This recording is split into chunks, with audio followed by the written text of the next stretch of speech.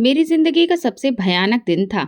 अस्पताल के तेज जलते हुए सफेद बल्ब, आसपास चलती हुई मशीनों की बीप बीप करती आवाज और निकलते हुए लोग।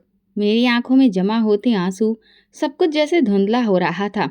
मैं अपने पापा के पास बेड के करीब बैठी उनकी सांसों को धीमा होते देख रही थी। डॉक्टर ने कहा था कि अगर तुरंत ऑपरेशन नहीं हुआ तो वो कुछ ही घंटे के मेहमान हैं, लेकिन मेरे पास पैसे नहीं थे। मैंने हर मुमकिन दरवाज़ा खटखटाया, हर खास इंसान से मदद मांगी, लेकिन कहीं से कोई उम्मीद नहीं मिली। हार कर मैं अस्पताल के कॉर्नर में सिर झुकाए रो रही थी जब किसी ने मेरा नाम लिया, माला। मैंने सिर उठाया तो सामने डॉक्टर आदित्य खड़े थे। अस्पताल के नामी सर्जन, बहुत ही खुशदिल इंसान, मगर उस पल उनकी आंखों में कुछ ऐसा था जो मुझे बेचैन कर गया। तुम्हारे पापा की हालत नाजुक है, मैं उनका ऑपरेशन कर सकता हूँ। मेरी आंखों में उम्मीद की रोशनी लौट आई। मैं तुरंत खड़ी हो गई। सच कह रहे हैं, प्लीज उनकी जान बचा लीजिए। आदित्य के होठों पर हल्की मुस्कान आई, मगर उस मुस्कान में एक अजीब सा रंग था। हाँ, लेकिन एक शर्त है। मेरा दिल जोर से धड़का। शर्त? उसने ठंडे लहजे में कहा, अगर ऑपरेशन के पैसे नहीं हैं तो एक रात मेरे साथ गुजार लो, मैं मुफ्त में ऑपरेशन कर दूंगा। मेरे पैरों तले से जमीन खिसक गई। मैं अविश्वास से उसे देख रही थी। मेरी आंखों में आंसू थे और दिल में डर। आप मजाक कर रहे हैं ना? आदित्य एकदम पास आते हुए बोला, मैंने आज तक किसी मरीज का मुफ्त में इलाज नहीं किया है माला। तुम्हारे पापा के पास ज्यादा वक्त नहीं है। अगर इलाज चाहती हो तो दरवाजा लॉक करके वापस आ जाओ। मुझे लगा जैसे मेरी सांसें रुक जाएंगी। ये पल मेरी जिंदगी का सबसे बड़ा इम्तिहान था। मैं क्या करती? अपने पापा को तड़प तड़प कर मरते देखती या अपनी इज्जत की कुर्बानी देकर उनकी जान बचा लेती? मेरे हाथ पसीने से भीग चुके थे, सांसें तेज थीं। मैंने एक आखिरी बार अपने पापा के बेड की तरफ देखा। उनके चेहरे पर मौत की झलक दिख रही थी। मेरी कपकपाती उंगलियों ने दरवाजा लॉक कर दिया। आदित्य के होठों पर अजीब सी मुस्कुराहट थी, जैसे मेरी बेबसी से मजे ले रहा हो। वो मेरी तरफ कदम बढ़ाने लगा। मेरी आंखों से आंसू बह रहे थे, दिल में घबराहट थी। मैंने सिसकते हुए भगवान को पुकारा, हे भगवान मेरी रक्षा करना। तभी अचानक दरवाजा जोर से खुला और अस्पताल के बाकी कर्मचारी अंदर दाखिल हो गए। आदित्य चौंक कर पीछे हट गया। मैं सदमे में खड़ी थी। मुझे समझ में नहीं आ रहा था कि ये सब कैसे हुआ। अपना दाग मिटाने के लिए आदित्य ने तुरंत ऐलान किया, मैं माला से शादी कर रहा हूँ। मुझे लगा जैसे मैं किसी अंधे ख्वाब में गिर गई हूँ। सब कुछ एक सपने की तरह हो रहा था। मैं एक लाल जोड़े में बैठी थी, मगर ये जोड़ा मेरे लिए किसी सफ़ेद कफन जैसा था। मेरी आत्मा मर चुकी थी, दिल में सिर्फ नफरत थी। पंडित जी मंत्र पढ़ रहे थे और मैं खाली नज़रों से सब देख रही थी। जैसे जैसे एक एक रस्म आगे बढ़ रही थी, वो मुझे मुस्कुराते हुए देख रहा था। मेरा जी चाह रहा था कि चीख कर कहूँ, मैं ये शादी नहीं करना चाहती, मगर मैं मजबूर थी। बड़ी मुश्किल से सिर झुकाकर मैं उसके साथ एक एक फेरा ले रही थी। शायद वो 7 फेरे मेरी जिंदगी की सबसे बड़ी कैद बनने वाले थे। शादी के बाद वो मुझे एक पुरानी मगर शानदार कोठी में ले आया।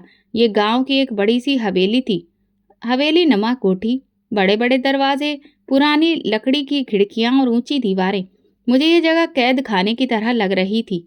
ये अब तुम्हारा घर है माला, आदित्य ने कहा, मगर उसकी आवाज़ में जबरदस्ती की जीत थी जो मेरे दिल में नफरत का तूफान पैदा कर रही थी। मैंने चिढ़ते हुए जवाब दिया, ये मेरा घर नहीं, मेरी कैद है। वो मेरी बात पर चुप रहा, जैसे मेरी नफरत की कोई परवाह ही नहीं। माला बेटी कैसी हो? एक बूढ़ी औरत ने मेरे सिर पर हाथ रखा। मैंने उनकी तरफ देखा।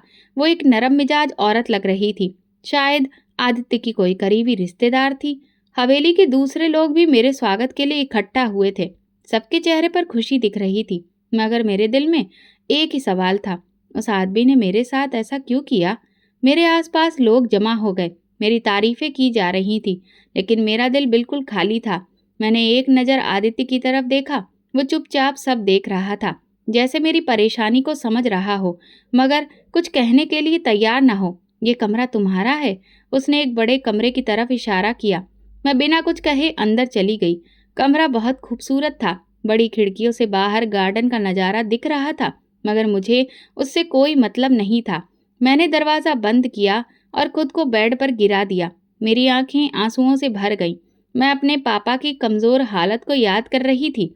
अस्पताल की वो रात, आदित्य की वो शर्त और वो बेबसी जिसने मुझे मजबूर कर दिया था। क्यों किया तुमने ऐसा? मैंने बड़बड़ाया। क्या उसके दिल में मेरे लिए कोई एहसास नहीं था? क्या वो वाकई एक जालिम इंसान था या फिर इसके पीछे कोई और कहानी छिपी थी? रात बढ़ने लगी, लेकिन मुझे नींद नहीं आ रही थी। मैंने हवेली में चलने की कोशिश की। हर कमरे के बाहर पुराने से दरवाजे थे, दीवारों पर पुरानी तलवारें और खानदानी खंजर लगे थे। जैसे ही मैं हवेली के पीछे के हिस्से में जाने लगी, किसी ने पीछे से मेरा हाथ थाम लिया। चौंक कर पीछे देखा तो आदित्य खड़ा था। माला, वहां मत जाना। उसका लहजा सख्त था। क्यों? वहां क्या है? मैंने गुस्से से पूछा। उसकी आंखों में पल भर के लिए उलझन नजर आई। फिर धीरे से बोला, जो चीज ना जानो बेहतर है उनके पीछे नहीं जाना चाहिए। कहकर वो वापस चला गया और मेरे अंदर एक तंज पैदा हो गया। आदित्य खामोशी से कमरे में दाखिल हुआ। मैं पलंग के कोने पर बैठी हुई थी। सोच रही थी कि अब क्या होगा। क्या वो मेरी कुर्बानी चाहेगा? क्या मुझे उसके करीब जाना पड़ेगा? मेरे दिल में नफरत और खौफ की मिलीजुली भावना थी, मगर मेरी इच्छा के विरुद्ध वो मेरे करीब बैठा और संजीदगी से बोला, माला, मुझे तुमसे एक वादा लेना है। मैं हरकत में आ गई। कैसा वादा? उसने मेरी आंखों में झांकते हुए कहा, तुम हवेली के पिछले हिस्से में कभी नहीं जाओगी। मेरे माथे पर बल पड़ गए। क्यों? वहां ऐसा क्या है? उसके चेहरे पर एक पल के लिए अजीब सी सख्ती आई, जैसे मैंने कोई ऐसा सवाल पूछ लिया हो जो उसे बिल्कुल भी बर्दाश्त नहीं था। तुम्हें ये जानने की जरूरत नहीं, बस इतना याद रखो, वहां जाना मना है। उसका लहजा ऐसा था जैसे कोई बहुत बड़ा हुक्म दे रहा हो। मुझे उसकी ये सख्ती बिल्कुल बर्दाश्त नहीं हो रही थी। आखिर ऐसा क्या था जो वो मुझसे छुपा रहा था? मैं चुपचाप सिर हिलाने लगी, मगर मेरे दिल में बेशुमार सवाल पैदा हो चुके थे। रात के दूसरे पहर, नींद मेरी आंखों से कोसों दूर थी। मैं करवटें बदलती रही, मगर दिल में वही सवाल उठ रहा था। हवेली के पिछले हिस्से में ऐसा क्या है जो आदित्य छुपाना चाहता है? मैंने हवेली के नक्शे को अपने मन में एक एक करके याद करना शुरू किया। मैंने ध्यान दिया कि जब दिन में मेहमान आए थे तब भी कोई उस तरफ नहीं गया था। यहाँ तक कि हवेली के नौकर भी उस हिस्से की तरफ देखने से बच रहे थे। मेरी बेचैनी बढ़ने लगी। अचानक रात की खामोशी में किसी के कदमों की आवाज सुनाई दी। मैंने धड़कते दिल के साथ कदम बढ़ाया और तभी दरवाजे के पास आई कदमों की आवाज हवेली के पिछले हिस्से की तरफ जा रही थी। मैंने धीरे से दरवाजा खोला और बरामदे में कदम रखा। ठंडी हवा मेरे चेहरे से टकराई, मगर मैंने परवाह नहीं की। जैसे ही मैं हवेली के पिछले हिस्से की तरफ बढ़ी, एक पुराना जंग लगा दरवाजा मेरे सामने आ गया। दरवाजे के पीछे घना अंधेरा था, जैसे कि वहां कोई राज दफन हो। मैंने हाथ आगे बढ़ाया कि अचानक किसी ने मेरा कंधा पकड़ लिया। मैं घबराकर पीछे मुड़ी और जो चेहरा मेरे सामने था उसने मेरी जान निकाल दी।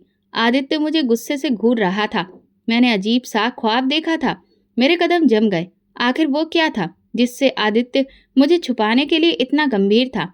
मैंने फैसला कर लिया था कि मैं दरवाजे के पीछे का राज जरूर जानकर रहूंगी। मुझे इंतजार था सिर्फ सही मौके का, और वो मौका एक रात मिल गया।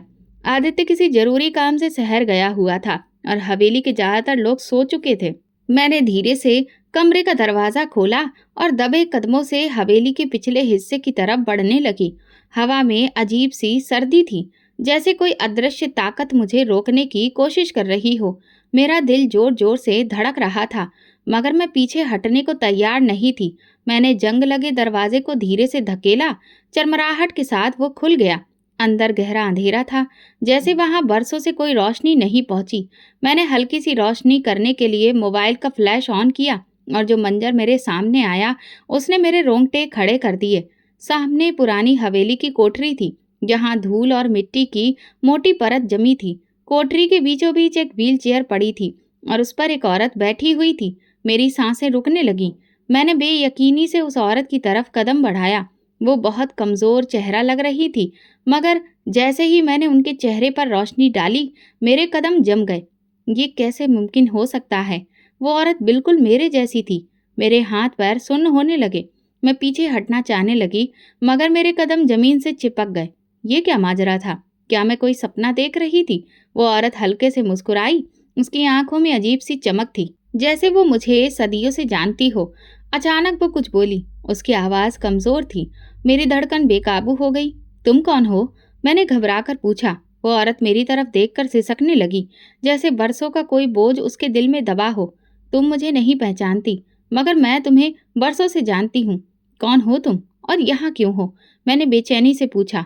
उसने आंसुओं से भीगी नजरों से मेरी तरफ देखा और कहा, मैं तुम्हारी माँ हूँ माला। मेरे वजूद पर जैसे बिजली गिर गई। मैंने एक झटके से पीछे हटने की कोशिश की, मगर मेरे कदम लड़खड़ा गए। ये झूठ है, मेरी माँ तो मर चुकी है। मैं चिल्लाई। उसकी आंखों से आंसू बहने लगे। यही तो वो झूठ है जो तुम्हें बरसों तक सुनाया गया बेटा। मैं भी बेयकीनी से उसे देख रही थी। क्या ये वाकई मेरी माँ थी? अगर हाँ, तो उसे यहाँ किसने कैद कर रखा था? और सबसे बढ़कर आदित्य को उसके बारे में सब कुछ कैसे पता था? मेरा दिल कह चुका था कि मैं इस सच्चाई को पूरी तरह जान कर रहूंगी। मेरी धड़कनें इतनी तेज हो चुकी थीं कि मुझे लगा वो पूरे कमरे में गूंज रही हैं। मैंने एक बार फिर कांपती आवाज में पूछा, तुम कौन हो? सामने व्हील चेयर पर बैठी औरत की आंखों में आंसू थे। उसने फुसफुसाते हुए एक ही बात दोहराई, बेटा मुझे माफ कर दो। मेरी रीढ़ की हड्डी में सनसनी दौड़ गई। तुम मुझे बेटा क्यों कह रही हो? कौन हो तुम? मैंने तेजी से पूछा, जैसे मेरे सवालों के जवाब ही मेरी सांसों में अटक गए हों। औरत की आंखों में एक दर्द था, उसके होंठ सूखे थे। वो सिसकने लगी, माला मैं सच कह रही हूँ, मैं तुम्हारी माँ हूँ। मेरे पैरों तले जमीन खिसक गई। मैंने झटके से पीछे हटने की कोशिश की। ये झूठ है, मेरी माँ तो मर चुकी है। मैं चीखी। मेरा जहन सुन्न होने लगा। मैंने तुरंत दीवार का सहारा लिया। ये मुमकिन नहीं हो सकता। अगर तुम मेरी माँ हो तो तुम यहाँ इस हालत में क्यों हो? व्हीलचेयर पर बैठी औरत ने गहरी सांस ली और अपनी जख्मी उंगलियों को आपस में जोड़ते हुए कहा, ये एक दुख भरी कहानी है। एक ऐसी कहानी जिसमें तुम्हारा बाप ही सबसे बड़ा विलेन था। मैं हैरत और खौफ से उसे देखने लगी। क्या मतलब? पापा? वो तो हमेशा तुम्हें याद करके रोते थे। वो तल्ख मुस्कुराहट के साथ बोली, ये भी एक झूठ था माला। मेरे अंदर बेचैनी बढ़ने लगी। तुम्हारा बाप एक जालिम और बेदर्द इंसान था। वो मुझे जीता था, जैसे कि कोई बड़ी जीत हो। मेरी आंखें फैल गईं। एक रात जब मैंने उसके गुनाह के खिलाफ आवाज उठाई तो उसने मुझे अपने दोस्तों के हवाले कर दिया। ये सुनकर मैं कांप उठी। मैंने मुश्किल से बोली, ये सच नहीं हो सकता। मेरी माँ की आंखों में गुस्सा और तकलीफ झलक रही थी। ये वही सच्चाई है जो तुमसे छुपाई गई। मैं किसी तरह बचकर निकल आई, मगर तुम्हें साथ नहीं ले जा सकी। मैं मरी नहीं थी माला, मगर तुम्हारे बाप ने मुझे तुम्हारी जिंदगी से हमेशा के लिए मिटा दिया। मेरे दिमाग में धमाका हुआ। आदित्य सब कुछ जानता था, मगर वो ये सब क्यों छुपा रहा था? और अगर मेरी माँ को वो जानता था तो उसने उन्हें इस तरह कैद में क्यों रखा था? मेरे सवाल बढ़ते जा रहे थे। मैंने ठान लिया था कि मैं सबका जवाब लेकर रहूंगी। ये मुमकिन नहीं।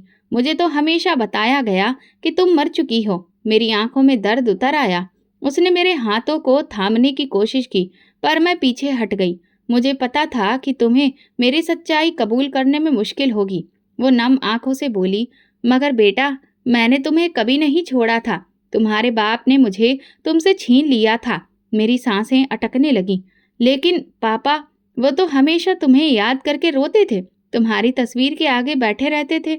माँ की आंखों में तीखी चमक आई। वो सब झूठ था माला। तुम्हारे बाप ने मुझे अपने दोस्तों के आगे हार दिया था। वो मुझे एक चीज समझता था, एक जायदाद, जिसे वो जब चाहता बेच देता। नहीं, मैंने कांपते हुए इनकार में सिर हिलाने लगी। ये सच नहीं हो सकता। माँ की आंखों में आंसू थे, मगर उनके शब्द मेरे दिल में उतर रहे थे। मैं बड़ी मुश्किल से दरिंदों के चुंगल से बचकर निकली थी, मगर मैं तुम्हें साथ नहीं ले जा सकी, क्योंकि तुम्हारा बाप तुम्हें भी मेरे खिलाफ कर चुका था। मुझे ऐसा लगा जैसे किसी ने मुझे जोर का झटका दिया हो। वो बाप जिसे मैं हमेशा अपनी ताकत समझती थी, हकीकत में मेरी जिंदगी का सबसे बड़ा धोखा निकला। मेरी आंखों के आगे धुंध छा गई। मुझे अपना बचपन याद आने लगा। वो रातें जब मैं अपने पापा से पूछती थी, पापा, माँ कहाँ चली गई? और वो हमेशा आंसू बहाकर कहते थे, वो हमें छोड़कर चली गई बेटा। मुझे याद आया कि कैसे हमारे घर की हर कीमती चीज बेची जा रही थी और कैसे पापा दिन ब दिन बिगड़ते जा रहे थे। मगर मैंने कभी सोचा ही नहीं था कि वो हकीकत में कैसे इंसान थे जिन्होंने अपनी ही पत्नी को दांव पर लगा दिया। अगर तुम बिक गई थी तो फिर यहाँ पर कैसे? मैंने दोबारा पूछा। माँ की नजरें झुक गईं। ये सब आदित्य की वजह से। आदित्य? मैंने पूछा, भला उसका इस सब से क्या रिश्ता है? माँ ने लंबी सांस ली और बोली, बेटा, ये वो सच है जो तुम्हें आदित्य ने अभी तक नहीं बताया, मगर वक्त आ गया है कि तुम सब कुछ जान लो। मेरे वजूद में आग लग गई थी। मैंने फैसला कर लिया था, अब मैं ये सच सहन नहीं करूंगी। मुझे वो दिन नहीं भुलाए भूलता जब मैंने अलमारी में छुपकर पापा को माँ की तस्वीर के आगे रोते देखा था। मुझे लगा था कि वो माँ को बहुत याद करते हैं, लेकिन आज मैं जान चुकी थी कि वो आंसू शायद दुख के नहीं बल्कि किसी और बोझ के थे, जुर्म के बोझ के।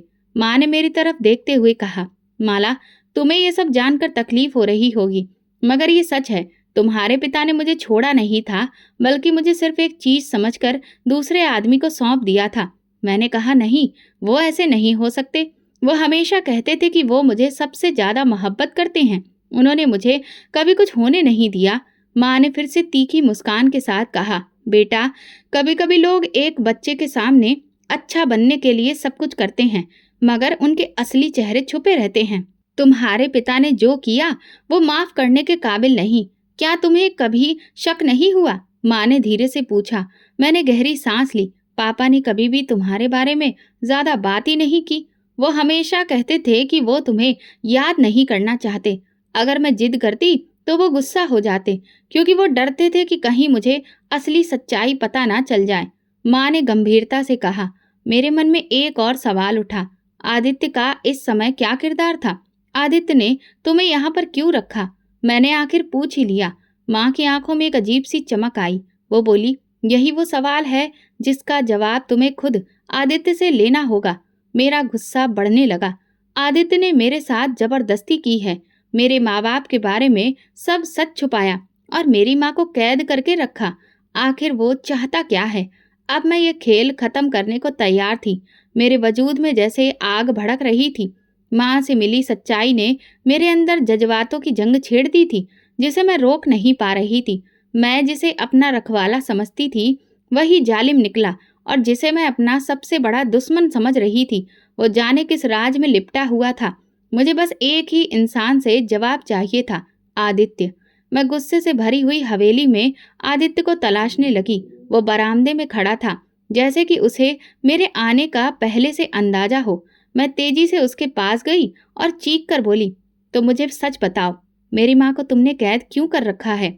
और मेरे पापा के बारे में जो कुछ मैंने सुना, वो क्या सच है? आदित्य चुपचाप खड़ा रहा। उसकी आंखें गहराई में डूबी हुई थीं। मैंने बेचैनी से कहा, बोलते क्यों नहीं हो? क्या तुमने वाकई मेरी माँ को कैद कर रखा है? क्या तुम जानते थे कि मेरे पापा ने उनके साथ क्या किया? मैंने उसके बाजू को झिंझोड़ा। वो कुछ कहने के लिए मुंह खोलने ही वाला था, मगर फिर रुक गया। माला, तुम अभी कुछ नहीं समझोगी, उसने धीरे से कहा। क्या मतलब कुछ नहीं समझूंगी? ये जो सच्चाई है, तुमने मुझसे सब कुछ छुपाया है। तुमने मेरे साथ जबरदस्ती की, मुझे अपनी जिंदगी में खींच कर ले आए, मगर कभी नहीं बताया कि मेरी माँ जिंदा है। तुमने मुझे झूठ के सहारे जीने नहीं दिया। आदित्य ने मेरी बात सुनी, मगर वो चुप था। उसकी आंखों में ऐसा डर था जिसे मैं समझ नहीं पा रही थी। तुमने मुझे इस्तेमाल किया आदित्य, मैंने गुस्से से कहा। पहले मेरे पापा ने मेरी माँ के साथ ऐसा किया, और अब तुमने मेरे साथ। तुम भी उन्हीं जैसे हो, एक जालिम, झूठे और मक्कार इंसान। आदित्य ने आंखें बंद कर ली, जैसे कि ये शब्द उसे चीर रहे हो, मगर फिर भी वो चुप था। अब कुछ तो बोलो, मैं चिल्लाई। ये खामोशी क्यों? मैं भी एक इंसान हूँ, सब कुछ जानने का हक रखती हूँ। मैंने उसे झूठा कहा, मक्कार कहा, मगर उसने कोई सफाई नहीं दी। क्या वो सच में मुजरिम था, या फिर कोई और सच्चाई थी जो वो मुझे नहीं बता रहा था? मैंने खुद से वादा किया कि मैं इस खामोशी के पीछे का राज जानकर रहूंगी, चाहे कुछ भी हो जाए। मैं हवेली के बड़े आंगन में खड़ी थी। मेरा दिल कह रहा था कि आदित्य के पास जरूर कोई जवाब होगा, मगर दिमाग यही कह रहा था कि उस इंसान ने मेरे साथ जबरदस्ती की, मुझे मेरी माँ से दूर रखा और मेरी जिंदगी को अपने काबू में कर लिया। ये सब जानकर भी मैं उस पर यकीन कैसे करूं? माला, मैं चौंक कर पलटी। वो हवेली के दरवाजे पर खड़ा था। उसकी आंखों में गहरी संजीदगी थी, जो मुझे एहसास दिला रही थी। क्या तुम अपनी सफाई में कुछ नहीं कहोगे? मैंने जहर भरे लहजे में कहा। उसने मेरी तरफ कदम बढ़ाया। देखो माला, कुछ चीजें वक्त से पहले नहीं बताई जा सकती। तुम्हारी माँ ने जो कुछ कहा वो सच है, मगर वो कहानी पूरी नहीं है। मेरे अंदर जैसे आग भड़क उठी। अच्छा, कहानी पूरी नहीं है तो फिर बताओ ना, तुमने मुझे अंधेरे में क्यों रखा? क्यों मेरी माँ को कैद किया? क्यों मुझे जबरदस्ती अपनी जिंदगी में घसीटा? तुम भी मेरे पापा जैसे हो आदित्य। आदित्य के चेहरे पर दुख झलकने लगा, लेकिन उसने खुद को संभाला। जब वक्त आएगा तब बता दूंगा। मैं फिर चीखी, ये वक्त नहीं है। क्या ये वक्त तब आएगा जब सब कुछ तुम्हारे काबू में होगा? जैसे मेरे पापा ने मेरी माँ को बेच दिया था, वैसे ही तुमने मेरी मजबूरी का फायदा उठाया है। आदित्य ने गहरी सांस ली, मगर फिर भी कुछ ना कहा। तुम्हारे पास कोई जवाब नहीं है आदित्य, क्योंकि तुम भी वैसे ही हो जैसे मेरे पापा, जालिम खुदगर्ज। आदित्य की मुट्ठियां भींच गईं, मगर वो अभी भी चुप था। ये खामोशी मुझे बहुत परेशान कर रही थी। अगर वो वाकई जालिम था तो वो कोई जवाब क्यों नहीं दे रहा था? मेरे अंदर जैसे कुछ टूट रहा था। क्या उसकी इस खामोशी में कोई राज छुपा था? मैंने खुद से वादा किया कि मैं आदित्य का राज जानकर रहूंगी, चाहे उसके लिए मुझे कितनी ही नफरत क्यों न झेलनी पड़े। हवेली की दीवारें मुझे कैद सी महसूस हो रही थी। हर गुजरते लम्हे के साथ मेरा मन उलझता जा रहा था। आदित्य की खामोशी मुझे बेचैन कर रही थी और उसके राज का बोझ मेरे दिल पर बढ़ता जा रहा था। आखिर वो चाहता क्या है? मैंने खुद से कहा, मेरे सवालों के जवाब शायद हवेली से बाहर मिल सकते हैं।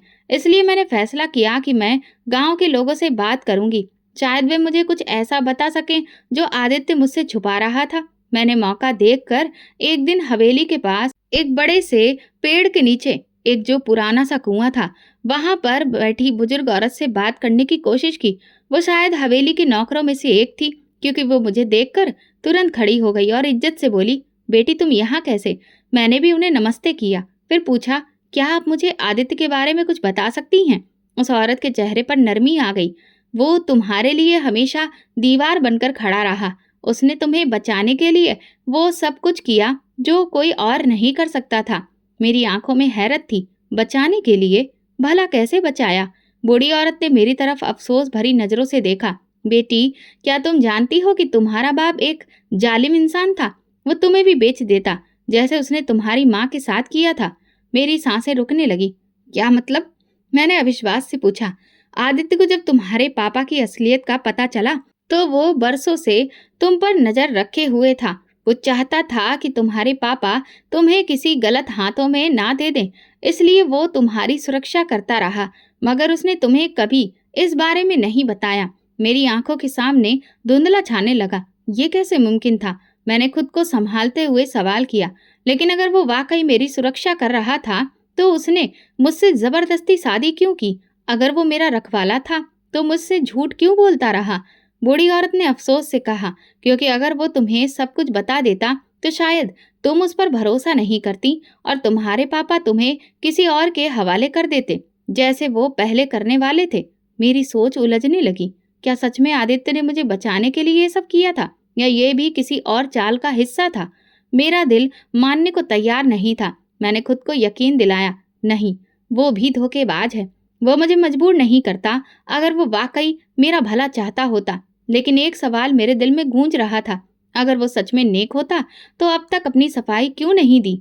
मेरी दुनिया उलट पुलट हो चुकी थी, मगर जो बातें अब मैं सुन रही थी वो मेरे लिए किसी और झटके से कम नहीं थी। लेकिन मैं कैसे मान लूं कि वो सच में मेरा भला चाहता है? जब मैं वापस हवेली पहुंची तो मेरा मन उलझा हुआ था। हर तरफ सवाल ही सवाल, लेकिन जवाब कोई नहीं। मैंने खुद को समझाने की कोशिश की, ये सब झूठ हो सकता है। शायद आदित्य ने सबको खरीद रखा हो ताकि वो मेरे सामने अच्छा इंसान बन सके। लेकिन फिर दिमाग में वो पल आया जब मैं आदित्य को खामोश खड़ा पाया था, जब मैंने उसे झूठा और मक्कार कहा था। उसने कोई सफाई नहीं दी थी। अगर वो सच में निर्दोष होता तो क्या अपनी बेगुनाही को साबित करने की कोशिश नहीं करता? क्या ये सच है? मैंने नौकरानी से पूछा, जो बरसों से हवेली में काम कर रही थी। मैडम, साहब कभी जालिम नहीं थे, उसने जवाब दिया। उन्होंने हमेशा आपके हक में फैसले किए हैं, मगर वो चुप रहे। वो नहीं चाहते थे कि आप ये सब मजबूरी में जाने। मगर क्यों? मैंने बेचैनी से पूछा। अगर वो वाकई मेरा भला चाहते थे तो उन्होंने मुझे मेरी माँ के बारे में क्यों नहीं बताया? उन्होंने मुझे सब कुछ पहले क्यों नहीं बताया? नौकरानी ने मेरी तरफ अफसोस से देखा, जैसे मेरे सवाल का जवाब देना उसके बस में ना हो। आप खुद साहब से पूछे तो बेहतर होगा मैडम। सच हमेशा दो तरफा रुख रखता है, कभी एक तरफ से मत देखिए। मैंने नजरें झुका ली। मेरे अंदर जंग चल रही थी। मैंने हमेशा आदित्य को जालिम समझा, मगर अब हर रास्ता मुझे किसी और तरफ लेकर जा रहा था। क्या आदित्य सच में अच्छा इंसान था? क्या वो मुझे मेरी बर्बादी से बचाने के लिए मेरी जिंदगी में आया था? मगर वो इतना अच्छा कैसे हो सकता है? मैंने फैसला किया, अब मैं ये राज खुद आदित्य से पूछूंगी। मुझे हर सवाल का जवाब चाहिए था। अब वो मुझसे और कुछ नहीं छुपा सकता। मैंने खुद से वादा किया, या तो वो अपनी सच्चाई मेरे सामने रखेगा या फिर मैं खुद उसका पर्दाफाश कर दूंगी। लेकिन मुझे नहीं पता था कि जो सच्चाई मेरे सामने आएगी वो किसी कयामत से कम नहीं होगी। मेरे पापा, वो इंसान जिसे मैं हमेशा अपना हीरो समझती थी, जिसके लिए मैं आदित्य से नफरत करती रही, वो कातिल निकला। और जिसका बाप मारा गया, वही शख्स आज मेरी जिंदगी में सबसे करीब आकर मुझे बचाने की कोशिश कर रहा था। ये खबर मुझे गांव के एक बुजुर्ग ने दी, जो मेरे पापा के अतीत को बहुत अच्छे से जानते थे। बेटी, तुम जानती हो कि आदित्य का बाप बहुत नेक इंसान था, मगर तुम्हारे पिता ने उसे अपनी हवस और दौलत के नशे में कत्ल कर दिया। वो जमीन के झगड़े में हार गए थे, मगर गुस्से में उन्होंने गोली चला दी। ये झूठ है। मैंने फिर से अविश्वास से कहा, मेरे पापा किसी का कत्ल नहीं कर सकते। मुझे लगा आदमी ने आह भरी। ये तुम्हें लगता है बेटी, मगर तुम्हारे पापा का दूसरा चेहरा बहुत ही भयानक है। अब मुझे समझ आ रहा था कि आदित्य ने अपनी बेगुनाही साबित करने की कोशिश क्यों नहीं की, क्योंकि वो मेरे पापा के गुनाहों का बोझ उठाकर खामोशी से मेरी सुरक्षा कर रहा था। मेरे दिमाग में एक और सवाल पैदा हुआ, क्या आदित्य ने मुझे अपना बदला लेने के लिए अपनाया है? अगर मेरे पिता ने उसके पिता का कत्ल किया है, तो क्या वो मुझे तकलीफ पहुंचाना चाहता था, या फिर वो सच में मुझे मेरे पिता की बुरी नीयत से बचा रहा था? ये सवाल मेरी रूह को झकझोर रहा था। मैंने ठान लिया, मैं सच का सामना करूंगी। आदित्य को अब कोई रास्ता नहीं मिलेगा। मैं उसके सामने खड़ी होकर उससे सीधे सवाल करूंगी। मेरी माँ की आंखों में दर्द की गहराई परछाई थी। वो जानती थी कि जो बात वो मुझे बताने वाली है, वो मेरे दिल को तोड़ देगी। मैं रोते हुए उनकी तरफ देख रही थी। उन्होंने मेरा हाथ थाम कर कहा, माला, तुम्हें लगता है कि आदित्य ने तुम्हें बर्बाद किया, मगर सच्चाई इसके बिल्कुल उलट है। उसने अपनी पूरी जिंदगी तुम्हारे लिए कुर्बान कर दी। मैंने हैरानी और बेचैनी से माँ की तरफ देखा। क्या कुर्बानी? वो इंसान जिसने मुझसे जबरदस्ती शादी की, जिसने मेरी माँ को कैद में रखा, जिसने मेरे पापा की सच्चाई मुझसे छुपाई, क्या वो मेरी खातिर कुर्बानियां दे रहा था? मैंने दुख से मुस्कुराकर कहा, बेटा, तुम जैसे अपने बाप को समझ रही हो, वो तुम्हारी सुरक्षा के लिए था। तुम्हें नहीं पता कि तुम्हारे बाप ने तुम्हारी जिंदगी को किस खतरे में डाल दिया था। अगर आदित्य न होता तो तुम्हारी किस्मत मेरी जैसी हो सकती थी। मेरा शरीर सुन्न होने लगा। माँ ने गहरी सांस ली और बोली, जब तुम्हारा बाप मेरे साथ जुल्म कर रहा था, तब आदित्य के पिता ने मेरी मदद करने की कोशिश की थी। वो एक अच्छे इंसान थे, मगर तुम्हारे पिता ने उनसे दुश्मनी पाल ली। जब आदित्य के पिता का कत्ल हुआ, तब से आदित्य ने बदले की आग में नहीं, बल्कि तुम्हारी सुरक्षा के सबसे मुश्किल रास्ते को चुना। लेकिन क्यों? मैंने बेसब्री से पूछा। क्योंकि तुम्हारा बाप तुम्हें भी बेचने वाला था, माला। माँ की आवाज लड़खड़ा गई। आदित्य को जब इसका पता चला, तो उसने तुम्हें बचाने के लिए सब कुछ किया जो वो कर सकता था। उसने बरसों तक तुम्हें अपनी नजरों से ओझल नहीं होने दिया। वो तुम्हें हर खतरे से बचाने के लिए साए की तरह तुम्हारे साथ रहा। मेरी आंखों में आंसू आ गए। लेकिन उसने ये सब पहले क्यों नहीं बताया, माँ?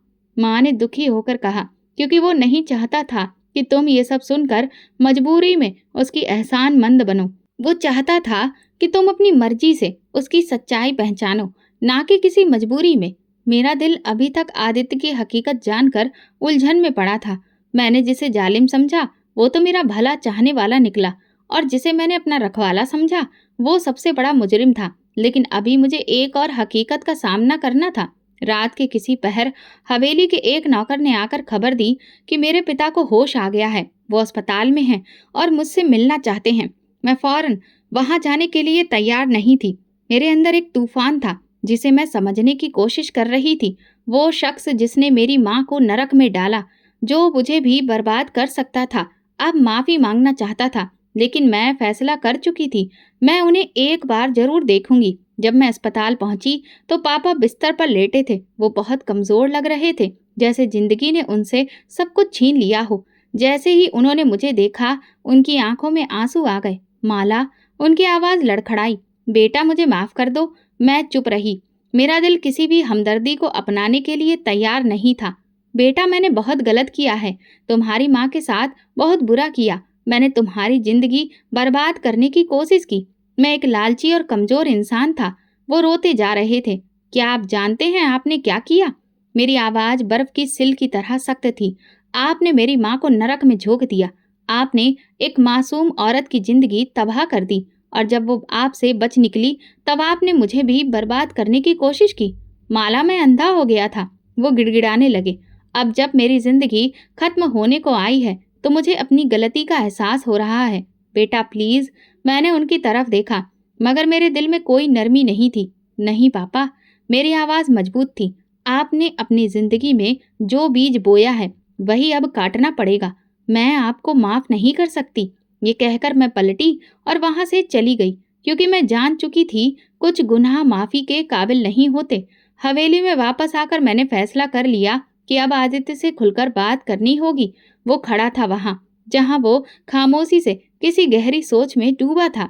आदित्य, मैंने कहा। वो पलटा। उसकी आंखों में वही गहराई और संजीदगी थी जो मुझे हमेशा बेचैन करती थी।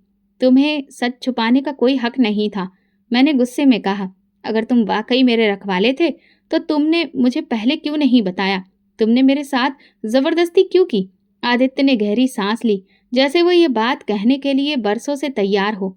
माला, मैं तुम्हें तुम्हारे पापा की तरह किसी और जालिम के हाथों में नहीं जाने देना चाहता था। उसकी आवाज धीमी थी मगर मजबूत थी। तुम्हें अंदाजा नहीं है कि तुम्हारे पापा ने तुम्हारे साथ क्या करने का फैसला कर लिया था। मेरी सांसें रुकने लगी। क्या मतलब? मेरी आवाज कांप गई। आदित्य ने मेरी तरफ देखा और कहा, तुम्हारे पापा तुम्हें एक जालिम दोस्त के हवाले करने वाले थे, जैसे उन्होंने तुम्हारी माँ के साथ किया। जब मुझे ये पता चला तो मैंने तुम्हें बचाने के लिए वो सब किया जो मैं कर सकता था। अगर मैं तुम्हें जबरदस्ती ना लाता तो वो तुम्हें कहीं और बेच देते। मेरे पैरों के नीचे से जमीन खिसक गई। ये सच है? मेरी आवाज लड़खड़ा गई। आदित्य ने धीरे से सिर हिलाया। हाँ, और मैं चाहता था कि तुम अपनी मर्जी से मेरे साथ रहो, जबरदस्ती नहीं। मगर जब तुम्हें मेरे इरादों पर यकीन नहीं था तो फिर मैं तुम्हें कैसे समझाता? मेरा दिल बदलने लगा। मेरे अंदर कुछ टूट कर बिखरने लगा। मैंने हमेशा आदित्य को गलत समझा, मगर वही तो मेरा रखवाला था। मैंने उसे धोखेबाज कहा, लेकिन वो मेरे पापा के भयानक अंजाम से बचाने के लिए हर कुर्बानी देता रहा। मेरा दिल पूछ रहा था, क्या मैं सच में आदित्य को गलत समझ रही थी? मेरे मन में एक और धमाका हुआ। मैंने सुना कि आदित्य ने न सिर्फ मुझे बल्कि मेरी माँ को भी मेरे पिता के चुंगल से बचाया। मैं तो हमेशा समझती थी कि किसी ने माँ को कैद कर रखा था, मगर हकीकत बिल्कुल उल्टी थी। माँ दुखी और उदास होकर मेरे सामने बैठी थी। मैंने माँ से पूछा, क्या ये सच है? क्या आदित्य ने आपको जबरदस्ती यहाँ रखा था? माँ ने मेरी तरफ देखा और बोली, अगर आदित्य ना होता तो मैं कभी जिंदा ना रहती। मगर माँ, मैं तो हमेशा समझती रही कि वो गलत है, जालिम है। उसने आपको कैद कर रखा है। माँ ने अफसोस भरी मुस्कुराहट के साथ कहा, यही तो उसकी सबसे बड़ी कुर्बानी थी। उसने सबको अपना दुश्मन बनने दिया, लेकिन हमें सुरक्षित रखा। मैंने अतीत के दरवाजे खोले। जब मैं तुम्हारे पिता के जुल्म से किसी तरह बचकर निकली तो दर दर भटक रही थी। मुझे कोई पनाह नहीं मिल रही थी। मैं भागती रही, छुपती रही, मगर तुम्हारे पिता के लोग मेरे पीछे पड़े थे। वे मुझे खत्म करना चाहते थे ताकि मैं वापस जाकर उनके गुनाहों का पर्दाफाश ना कर दूं। मेरी आंखों में आंसू आ गए। फिर एक दिन आदित्य मेरे सामने आया। मैं उसे नहीं जानती थी, मगर उसकी आंखों में सच्चाई थी। उसने कहा, मैं आपको सुरक्षित जगह पर ले जा सकता हूँ, मगर आपको मुझ पर भरोसा करना होगा। मैं डर रही थी, मगर मेरे पास और कोई रास्ता नहीं था। उसने मुझे यहाँ लाकर छुपा दिया, मगर ये कैद नहीं थी। उसने मुझे हर सुविधा दी, मेरी इज्जत की, सुरक्षा की, और सबसे बढ़कर तुम्हारे पिता से मेरी जिंदगी बचाई। मैं हमेशा उसे गलत समझती रही। मेरा दिल जैसे टुकड़ा टुकड़ा हो गया। वो तो बहुत अच्छा था। अब मुझे सच पता चल चुका था। वो इंसान था जिसने अपनी मोहब्बत, अपनी खुशी और अपनी इज्जत तक दांव पर लगा दी, मगर कभी अपनी नीयत की सफाई नहीं दी। मैंने तुरंत पूछा, आदित्य कहाँ है? हवेली की पुरानी नौकरानी जो हर बात जानती थी, उसने दुख से सर झुका लिया। मैडम, साहब तो रात को हवेली छोड़कर जा चुके हैं। वो कहकर गए हैं कि आपकी जिंदगी में जबरदस्ती शामिल नहीं होना चाहते। वो आपको अपनी मर्जी से जीने का हक देना चाहते हैं। मुझे लगा जैसे किसी ने मेरा दिल मुट्ठी में जकड़ लिया हो। मैंने कहा नहीं, वो मुझे छोड़कर नहीं जा सकते। मैं उनके साथ जुड़ी हूँ। मैंने उनसे नफरत की, मगर वो मुझे छोड़कर कैसे चले गए? नौकरानी की आंखें भीग गईं। वो खुद को गुनहगार समझ रहे थे मैडम। उन्हें लगता है कि उन्होंने आपकी जिंदगी में जबरदस्ती करके ठीक नहीं किया। वो नहीं चाहते कि आप एक ऐसे इंसान के साथ जिंदगी गुजारें जिसे आपने हमेशा गलत समझा। मेरे अंदर खालीपन फैल गया। ये मैंने क्या कर दिया? मैंने उस इंसान को ठुकराया जिसने मेरे लिए अपनी जिंदगी का सबसे बड़ा फैसला लिया। मैंने नौकरानी से मजबूत लहजे में पूछा, कहाँ जा सकता है वो? मुझे उसका पता चाहिए। नौकरानी ने कहा, वो किसी को बताकर नहीं गए। मुझे कोई रास्ता निकालना ही था। मैंने फैसला किया कि मैं शहर के हर कोने में उसकी तलाश करूंगी। उसके पुराने जानने वालों, हवेली के नौकरों और अस्पताल के डॉक्टरों से पूछूंगी, मगर सब यही कह रहे थे कि आदित्य साहब किसी को कुछ बताकर नहीं गए। ये कैसे मुमकिन था? आदित्य कभी मुझे इस तरह से बेसहारा छोड़कर नहीं जा सकता। फिर वो खुद को अकेला क्यों कर रहा है? तभी मुझे याद आया कि बचपन में आदित्य अक्सर एक वीरान इलाके में जाया करता था, जहां उसके पिता का पुराना फार्म हाउस था। ये बात मुझे घर के पुराने नौकर ने बताई थी। मेरी गाड़ी सुनसान रास्ते पर दौड़ रही थी। शाम ढल रही थी। हर तरफ सन्नाटा था। जैसे ही मैं फार्म हाउस के पास पहुंची, दरवाजा हल्का सा खुला नजर आया। मैं बेचैनी से अंदर गई। वहां एक पुरानी कुर्सी पर आदित्य खामोशी से बैठा था। मेरी आहट पर उसने सिर उठाया। जैसे ही उसकी नजर मुझ पर पड़ी, वो हैरानी से बोला, तुम? मैं गुस्से और दर्द के साथ बोली, तुमने सोचा भी कैसे कि मुझे छोड़कर चले जाओगे और मैं तुम्हें ढूंढ नहीं पाऊंगी? वो चुप रहा, जैसे उसे यकीन नहीं आ रहा हो कि मैं सच में उसके सामने खड़ी हूँ। तुम मुझसे क्यों दूर जा रहे थे आदित्य? मेरी आवाज लड़खड़ा गई। उसने आंखें झुका ली और धीमे से कहा, क्योंकि मैं तुम्हारी जिंदगी पर बोझ नहीं बनना चाहता था माला। मुझे ऐसा लगा जैसे किसी ने मेरे दिल पर वार किया हो।